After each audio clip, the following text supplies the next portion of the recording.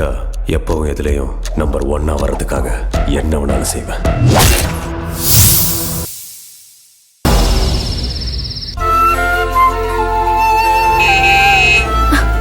அண்ணி, அக்கா என்ன சுட? கல்யாணத்துக்கு போனவங்க எல்லாம் வந்துட்டாங்க, சீக்கிரம் வாங்க.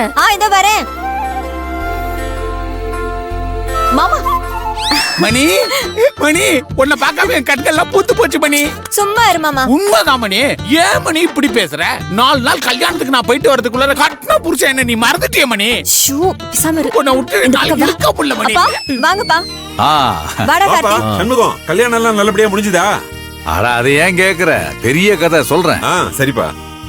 என்ன நீ கல்யாண வீட்ல செம்ம ஜாலி போல. சும்மா இரு. ஏய், எக்ஸாம்ல நீ எப்படி எழுதிருக்க? அதெல்லாம் சூப்பரா எழுதிருக்க. ரிசல்ட் வரட்டும். அப்பா போய் அங்க போய் பேசுங்க போங்க. ஆல்ரெடி டயர்டா இருங்க. எல்லாம் கேள்வி கேட்டுக்கிட்டு.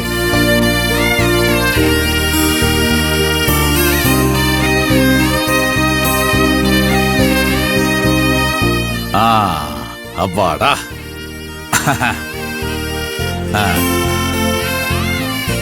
சரி, எல்லாருக்கும் காஃபி போட்டு எடுத்துட்டு வர. ஐயோ மணி, நீ இரு மணி. அண்ணன் போய் நல்ல காப்பியா போட்டு எடுத்துக்கிட்டு வரட்டும். அப்ப நான் போடுறது நல்ல காஃபி இல்லையா?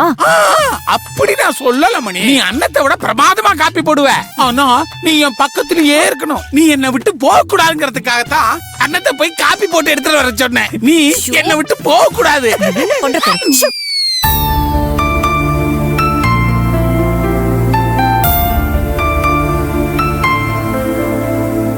அப்பா, நீங்க பயங்கர மோசம்பா.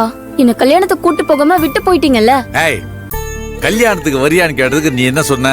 எக்ஸாமுக்கு படிக்கணும்னு சொன்ன. அதனால உனக்கு துணையா மணியும் செல்லகளி நான் இங்க விட்டுட்டு போனேன். இப்ப அப்படியே தோசையை திருப்பி போட்ட மாதிரி என்ன குத்தம் சொல்ற?